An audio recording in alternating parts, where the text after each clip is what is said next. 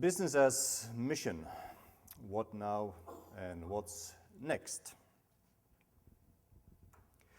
Business as mission is not a new thing, and it's not an American thing either. And I'm glad to tell you, it's not a Swedish thing either. Business as mission is a God thing. It's not a new fad. It may be a new term in English, but it's an old concept that goes back to God being the original entrepreneur, creating everything, including us, to be creative, to create good things for ourselves and for others, even in and through business. So business as mission starts in Genesis chapter 1. It's a God thing, and God so loved the world. So he sent his Son, and Jesus said, like the Father has sent me, so I send you. So our mission, our sending, is also global. So it's not right to talk about business as mission and keep it local. We need to have a global perspective on business as mission. So the purpose of my little presentation is threefold. I want to present 3 practical ways to engage in business as mission. You know, it's easy to say hallelujah, but how do you do it? You know, it's easy to say, I like business as mission, but hey, how can I get involved? What are some of the on-ramps? And I want to present 3 practical ways, which are also addressing some of the global challenges before us, some BHAGs, where we are seizing unique opportunities. And we can get engaged through a global think tank on business as mission that we are launching. Joe Plummer and I, we did the first think tank, as Chuck mentioned, in 2002 to 2004. And also you can get engaged via an investment fund working in the Arab world and Asia. So 3 points. The first one is human trafficking. We're talking about big and organized crime, which is global.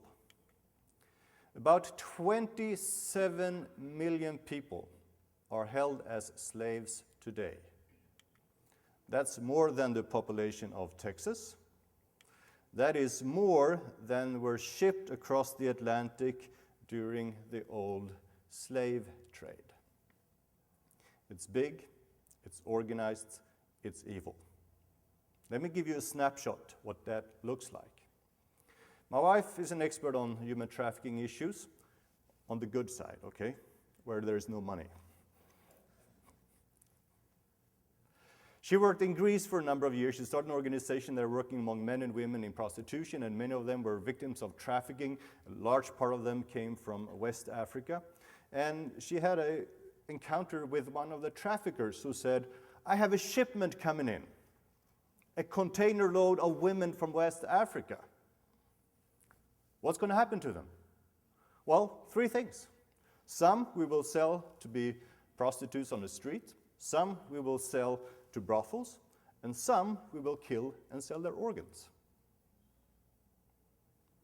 That is human trafficking. It's big, it's organized, and it's evil. CNN is commendable that they are highlighting the issue of human trafficking. But what CNN and many others fail to appreciate or even convey is what are some of the root causes. It's very media-friendly to broadcast spectacular rescue operations, but that does not deal with the root causes, nor does it deal with the restoration of the victims. We know you can read as many reports as you like, you can talk to as many victims as you like, that the root cause to human trafficking is unemployment. That creates high-risk areas for human trafficking. That makes people vulnerable to traffickers. So we cannot talk about prevention, adequate prevention, unless we talk about job creation. As we deal with human trafficking, and there's about an 80% overlap between trafficking and prostitution, we need to be able to answer the following question. Out of trafficking and prostitution, into what? There needs to be a job with dignity at the other end. So whether we talk about prevention or restoration of the victims of human trafficking, we talk about jobs with dignity. We talk about job creation. We talk about business people. We talk about BAM. All right? So how can you engage? Well, we are in the process of launching a global think tank on business as mission. We will have several working groups. One of the working groups will deal with business as mission and human trafficking, getting together a number of practitioners from all over the world who are really involved in anti-trafficking measures and with some business people. So if you want to be part of this group, this stream, deal with this particular issue, you can see Joe Plummer or me. Joe Plummer, could you stand up? She's in the back. That's Joe Plummer. Two more.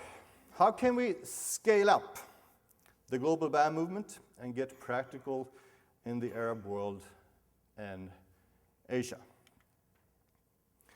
I've been involved globally now doing business as mission for about 18 years. Started in Central Asia, moved on to other parts of Asia, Turkey and Iran and East Africa, India and so forth. And then in later years I've come to the US occasionally. I like America, and my wife is American, from Alaska. She's not a friend of Sarah Palin. She's not an enemy either. But what we've seen in the last 10 to 15 years, we've seen a growth, even an exponential growth, which is the upper curve of people and organizations in Korea, in Brazil, in Tanzania, even in Sweden, and Swedes are slow, I tell you, that are starting to embrace, yes, God calls people to business. That is my calling, and I want to serve in my calling to the ends of the world. So that acceptance, that embrace has increased tremendously in the last 10 to 15 years. But when we look at what is actually happening in terms of applications of real small and medium-sized businesses run according to BAM principles in the Arab world and Asia, that's a smaller growth. There is a gap. Why is there a gap, and how can we bridge that gap? How can we scale up the global BAM movement?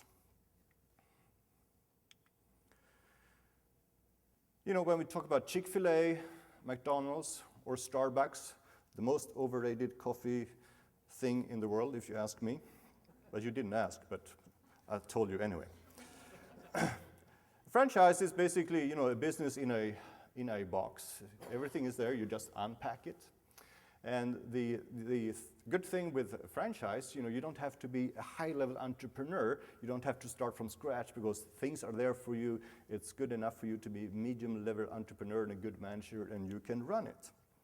And there are, in the world, more medium-level entrepreneurs than Bill Gates or Ingvar Kamprad, who, is the founder of IKEA. I have to throw in some Swedish thing here.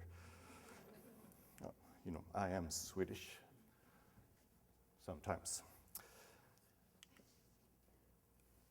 And the question we're asking, how can we tap into that segment, to the medium-level entrepreneurs who are also good managers but won't start from nothing?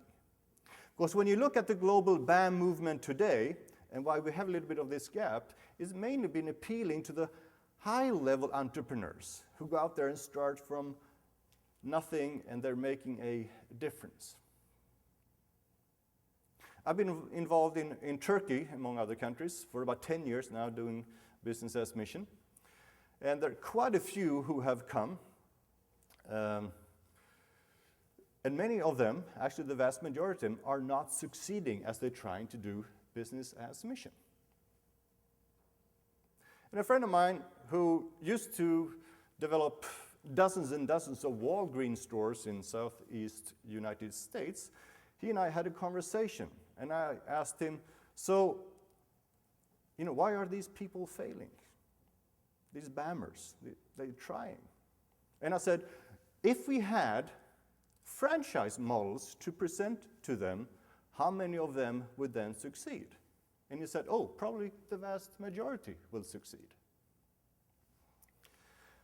So I have coined the term BAM in a box, business as mission in a box, franchising. How can we develop BAM in a box models so we can engage more people doing BAM?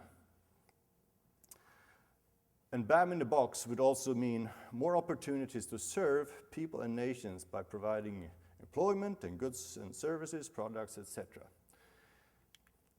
How to engage in this? There's already been sort of global conversations going on by people who have vast experience of doing franchising around the world. And we are a working group that is emerging and developing under the auspices of the global think tank on business as mission. And if this is your particular cup of tea or interest, or cup of coffee, it doesn't matter to me. So you can be engaged in this way. So see Joe Plummer and me if you think that this is what I want to be involved in.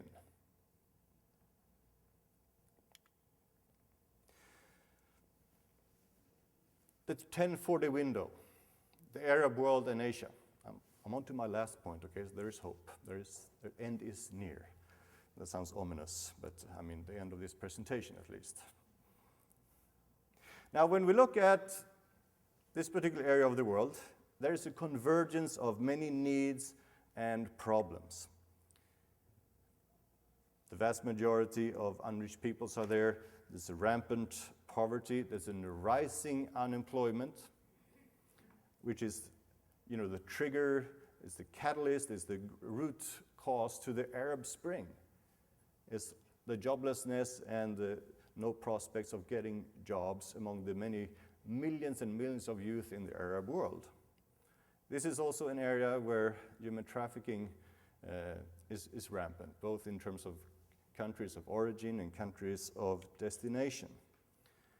In many of these countries, the status of women is low, corruption is high, risk ranking from doing business is not a big incentive for you to go and start something there necessarily. High level of persecution, severe persecution or harassment and discrimination in many of these countries, and also many companies pollute God's creation. This is not the full picture, but these are some of the needs we see there, and these are some of the most dire needs in the world, and they do converge.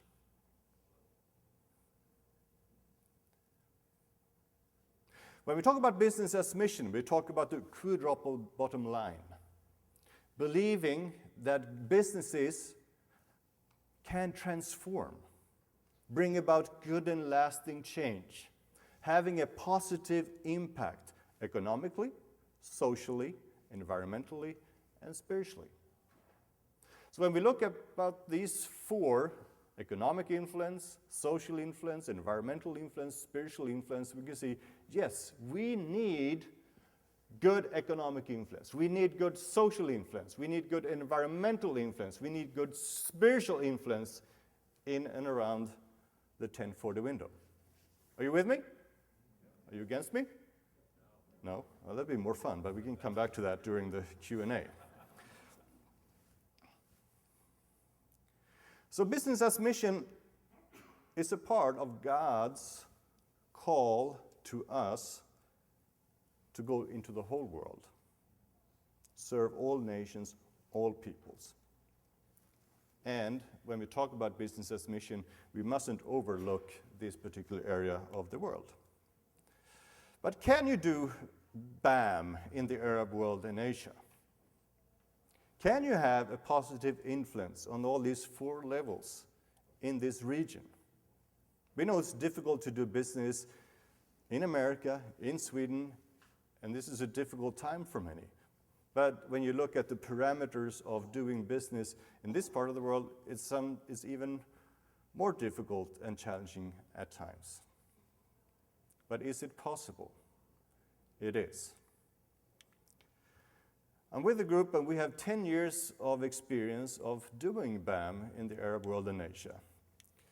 And it's a global investment fund based on Christian values, and we help small and medium-sized businesses to grow in size, profitability, and holistic impact: economical, social, environmental, and spiritual. Why SME? Why small and medium-sized businesses? A few reasons. One, it's a big gap in these countries, in that particular sector. Secondly, we know that SMEs are strong transformational agents. And business as mission is about transformation. So if you want to bring about transformation, you want to choose transformational tools. Does that make sense? And we know that that particular segment, small and medium-sized businesses, have strong transformational impact. So we work in the Arab world and Asia, and we do that by providing investments and loans and mentors to each company that we invest in. And also we recruit human talent to some of our businesses in our portfolio if they have a particular need for that.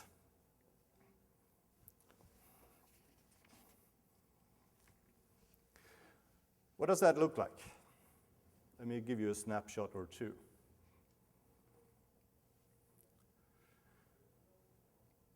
In South Asia, big Muslim country, very few Christians. The Christians are marginalized, persecuted. It's very difficult when you look at risk ranking of doing business in that country. It's very difficult. It's very corrupt. We've invested there in a construction company. In that particular country, a few years ago, there was a devastating earthquake. And there were many, many, many square miles, or for the Europeans, square kilometers, that were just turned into rubble. Nothing was left standing. But there was one aerial photo where you saw this huge landmass of just total devastation. Everything was laid in ruins, but one building was left standing. What was that building, and why was it still standing? That was the hospital built by our construction company. And why was it still standing? They didn't cheat on cement. They didn't cheat on building codes.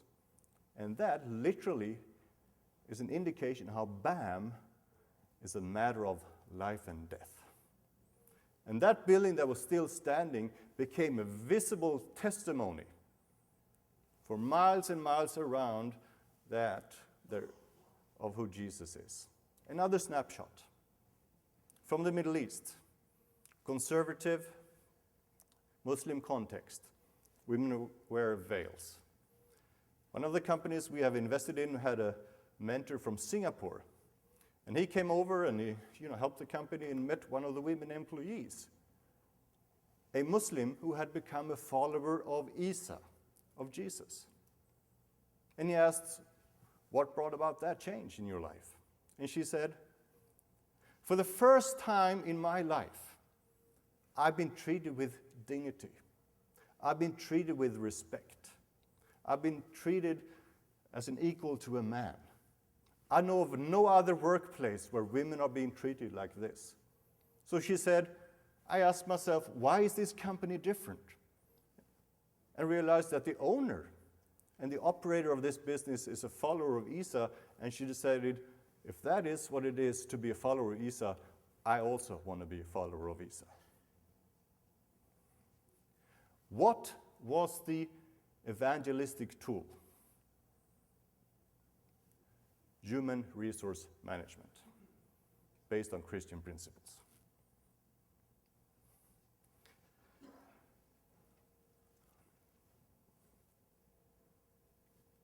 Yeah, I think I'll stop here. I'll have one more or two more slides. So how can you engage in this? Well, you can join this global network of investors and mentors.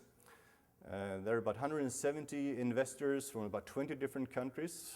like India and Indonesia and Singapore and Brazil and Germany and Holland and Sweden and even some from America, but we welcome more people. So see me if you want to have further info how you can engage in your calling to be a part of doing business as mission in the Arab world and Asia through this investment fund.